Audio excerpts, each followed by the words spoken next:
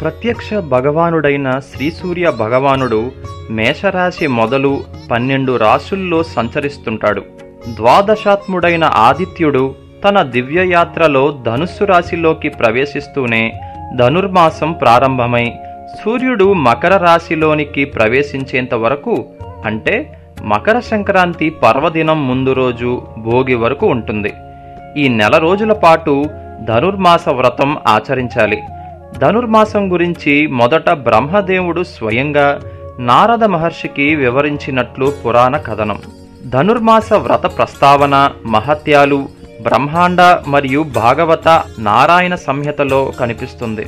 వ్రతం చేయాలనుకునేవారు బంగారం లేదా వెండి అవి లేకపోయినట్లయితే శక్తి మేరకు పంచలోహాలతో గాని రాగితో గాని శ్రీ మహావిష్ణువు విగ్రహాన్ని ఒకదాన్ని తయారు చేయించుకుని పూజాపీఠంపై ప్రతిష్ఠించుకోవాలి. విష్ణువును మధుసూదనుడు అనే పేరుతో వ్యవహరించాలి.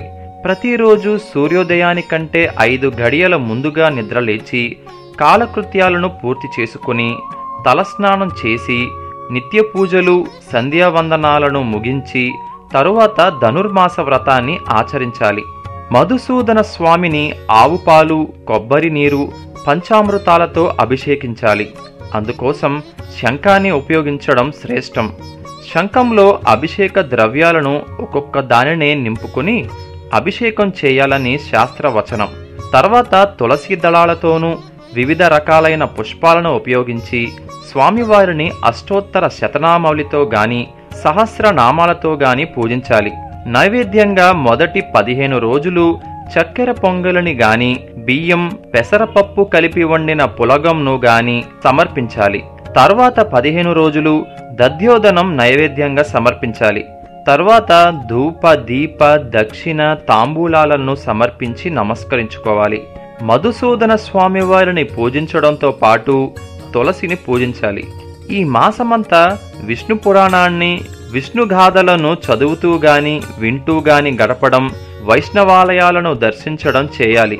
ఈ విధంగా ప్రతిరోజు ధనుర్మాసం మొత్తం ధనుర్మాస వ్రతాన్ని ఆచరించడం శ్రేష్టం.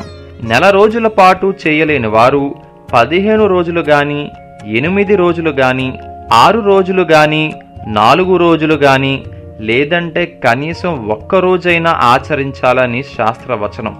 వ్రతాన్ని ఆచరించడం పూర్తయ్యాక శ్రీ మధుసూదన స్వామివారి విగ్రహాన్ని మధుసూదన దేవేశ ధనుర్మాస ఫలప్రద తవ మూర్తి ప్రదానేన మమ సంతు మనోరథాః అనే శ్లోకాన్ని పఠిస్తూ పండితుడికి దానమివ్వాలి. పండితుడు ఆ దానాన్ని స్వీకరిస్తూ ఇందిరా ప్రతి గృహ్ణాతు అని ఆశీర్వదిస్తూ స్వీకరించడం వల్ల దానమిచ్చే వారికి అంతా శుభం జరుగుతుందని చెప్పబడుతోంది. ఇలా ధనుర్మాస వ్రతాన్ని ఆచరించడం వలన ఇహలోకంలో సౌఖ్యం, పరలోకంలో మోక్షం సిద్ధిస్తుందనేది పురాణ కథనం.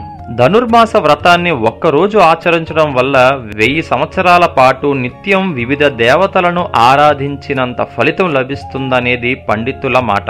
కాత్యాయిని వ్రతం లేక శ్రీవ్రతాన్ని ధనుర్మాసంలో వివాహం కాని స్త్రీలు ఆచరించాలని చెప్పబడుతోంది. పూర్వం ఈ వ్రతాన్ని స్వయంగా శ్రీకృష్ణుడి సలహా మేరకు గోపికలు ఆచరించి శ్రీకృష్ణుడినే భర్తగా పొందినట్లు కథనం. శ్రీ గోదాదేవి ఈ వ్రతాన్ని ఆచరించి శ్రీరంగనాథుడిని భర్తగా పొందినట్లు పురాణాలు వెల్లడిస్తున్నాయి.